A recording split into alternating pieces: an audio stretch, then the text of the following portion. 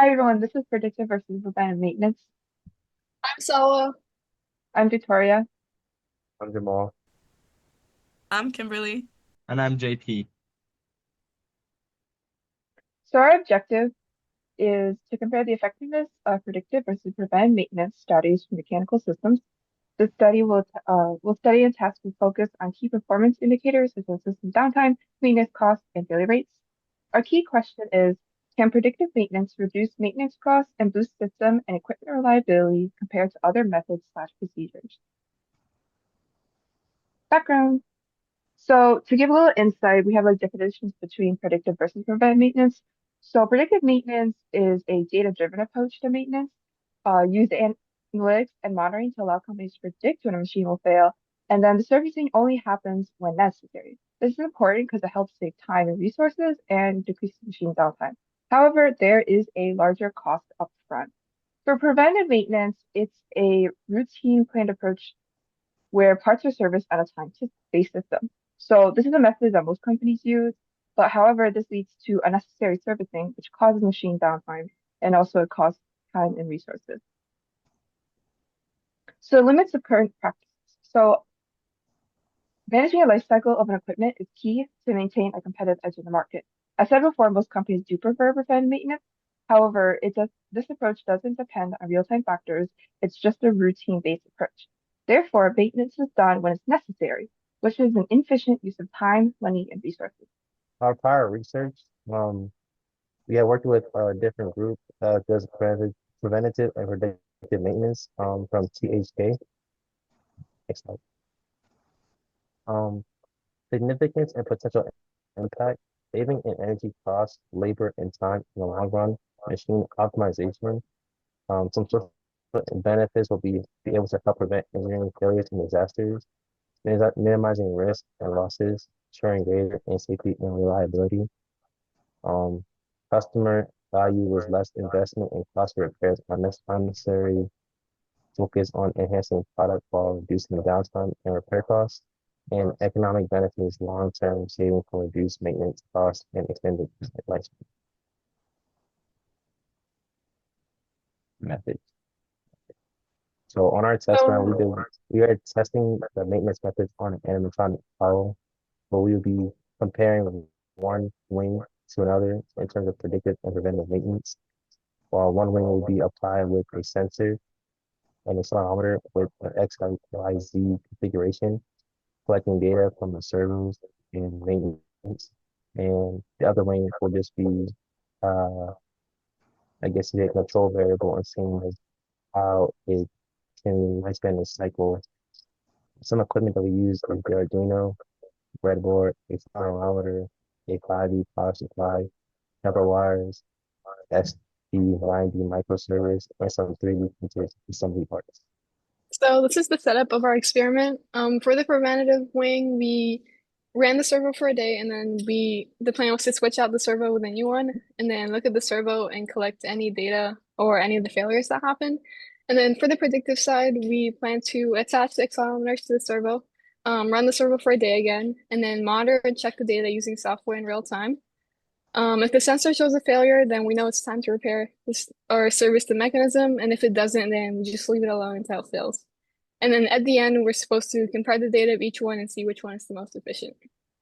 So one of the first steps that we had to do to begin our experiment, we had to install the accelerometer sensors from one of our Arduino starter kits to capture the motion data along the X, Y, and Z axes of the owl wing's movement. And to ensure reliable data monitoring, the sensor leads were soldered rather than relying on their normal detachable connectors. Next, we mounted the accelerometer to the wingtip using non-destructive adhesive to accurately capture the dynamic motion at the perfect point of maximum deflection. And lastly, we integrated our sensor circuit with the animatronic systems to draw power and facilitate continuous data acquisition.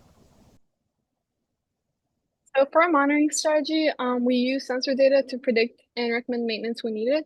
And we only expected the wing to move in the YZ plane since it's only going up and down. So we know that if there's any movement in the X direction, that can indicate that the servo is loose because the wing would be coming out. And then any deviations from the expected data as it's running could also indicate like any fatigue induced failures, and we'll know that that's a sign for us to come and service the animatronic.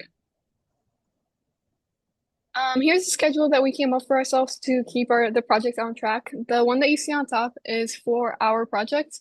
So we plan to meet every week and conduct all of these different tasks to make sure that we finish the project on time. And then the second graph that you see is a Gantt chart showing all of our assignments to make sure that we're turning in all of our assignments on time. Yeah. For our budget, everything was pretty low cost because we already had everything, but we used two servos, the SG90 micro servos. It was $0 because we already had them. Same with the accelerometer, we got those from Professor Hoover. And then we had a camera that was just one of our phones, so it was $0. And then for the risk assessment, because we conducted this project in our lab, the associated risk was pretty low. There was just a couple of potential failures like the servo overheating or losing the data. But if this were done in real life, the risk would be a little bit higher because there's chances of the data getting compromised or a more serious risk from overheating. So, yeah.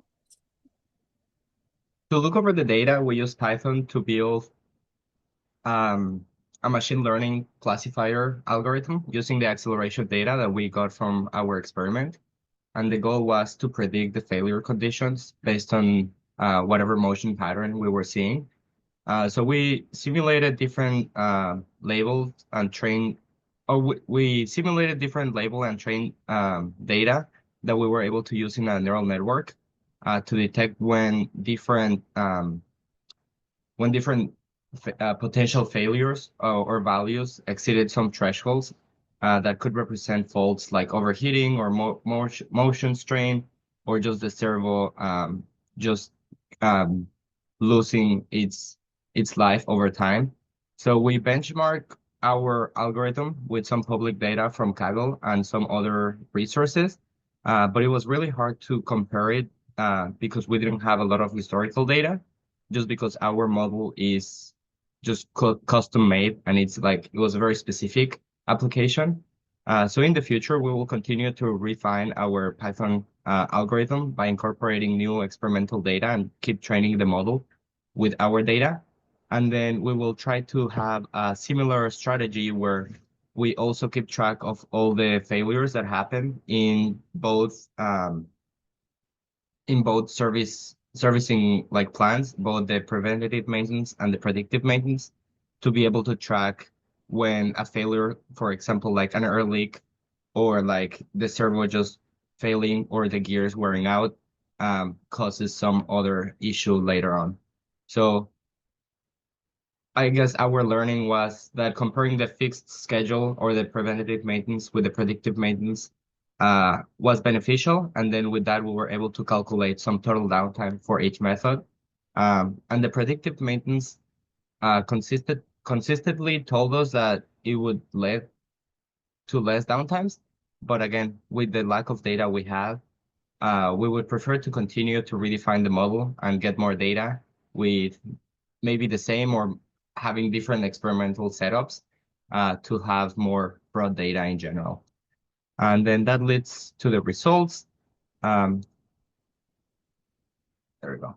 So the acceleration data was collected using an ADXL345 sensor, and we were running it at 100 hertz. And that was just because that's how we found the accelerometer to be able to work best with the Arduino. And then we use that under both strategies, the predictive maintenance and the preventative maintenance. Then after that, we were able to interpret the data. So under the predictive maintenance, the servo showed that the x-axis started to drift a little bit. So we were able to come up with some custom thresholds in the x-axis. So whenever the motion approached that threshold, it would indicate that the servo arm or the wing was coming undone. And then in the Y and Z axis, when it started to drifting or it had some spikes in the data, that would indicate also some potential mechanical failure or some fatigue in the parts. After that, we started implementing some post-processing techniques. So we use some data smoothing techniques like an RK4 to filter out and reduce some of the noise that we were getting. And then we were implementing the machine learning algorithm I talked about earlier using a TensorFlow library and a few other libraries and some data from Kaggle as well. So just again comparing the two servicing plans. Uh, in one wing, one servo was replaced early with no visible wear. So that leads to unnecessary downtime because you have to replace the servo and shut down the system during the maintenance. And then in the predictive maintenance, the servo operated longer, and the maintenance triggered only after detecting a potential failure indicator, which overall, it reduced the downtime overall. So it proved to be better. And then for errors and uncertainty, as I mentioned, no formal error propagation was done due to the limited test data that we had and the historical data. We did come across some potential errors or things that we started considering later on as we started the prototyping process. One of them was the mass imbalance caused by mounting the sensors on the wings. So we learned that this approach of having a predictive maintenance and adding sensors could add some potential stress or some adding extra sensors could potentially damage the system efficiency. So filtering trade-offs, over-smoothing the data could hide weak failure signals, and under-smoothing the data could amplify the noise.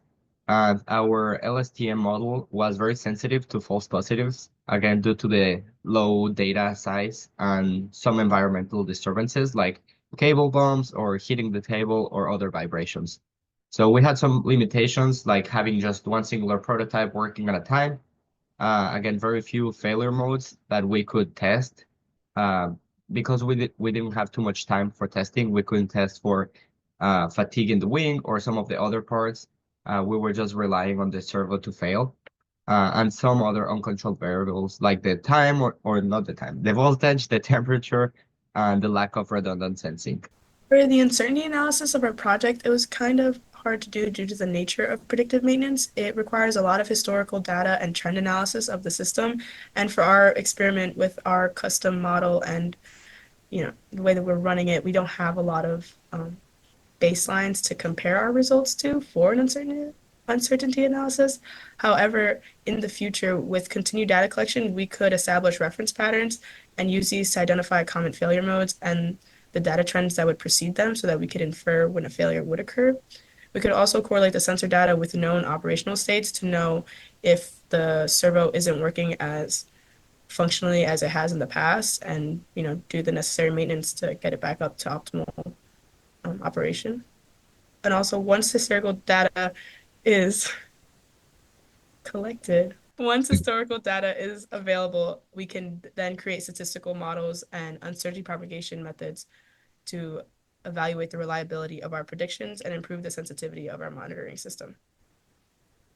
To move on into our conclusion, we focused on some ideas for our future work and what we learned throughout the project. One of the biggest things that we came across was to consider a non-intrusive design. This was overlooked initially.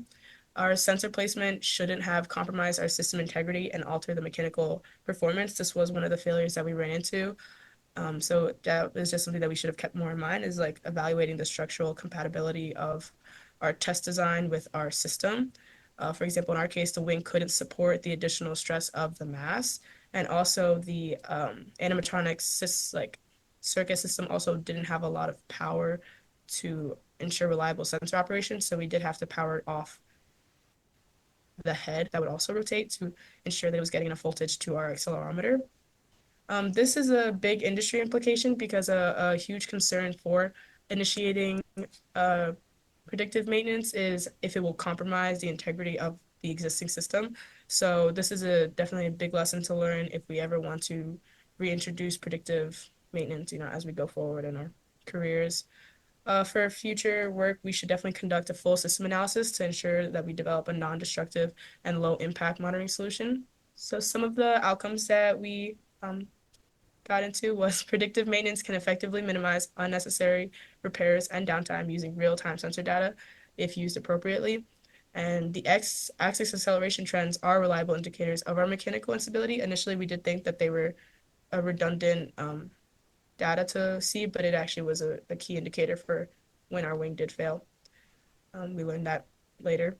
The RK4 smoothing and LSTM models also offer a viable foundation for future predictive maintenance systems. So it's interesting to work with our data in that way. And the project provided hands-on experience in system diagnostics and sensor integration machine learning for all of us. Like some of us were more familiar than others, but throughout the entire process, we did learn more about the data analytics side as opposed to just mechanical testing as well. And then again, finally on the outcomes about errors, uncertainty, and the impact. Despite the small data size we had and the small data set, the experiment validated that predictive maintenance has a potential in small scale systems or very specific systems. And that was also validated by the presentation we had from THK. They talked about how having a very specific approach is better than having a more broad solution. Uh, Real world noise data imbalance and limited feature models also challenge the prediction accuracy. And we hope that in the future, with expanded data sets and better hardware integration and maybe more sensors, like adding a temperature sensor or maybe having a camera monitoring it at all times, the predictive maintenance approach can be scaled to more complex mechanical systems with more sensors and more motions, not just a simple servo motor or like a simple actuator. And then we also um, learn about the societal and economical benefits and impacts as well. So that includes reduced failure risks, longer equipment life, and improved return of investment for whether it's a company or just a product. So we would like to acknowledge Professor Hoover, the company THK, and the OmniEdge team for providing us a really meaningful presentation that help us understand how this approach or this idea is currently being applied and attempted in the real world. And that's pretty much it. So, thank you guys for watching.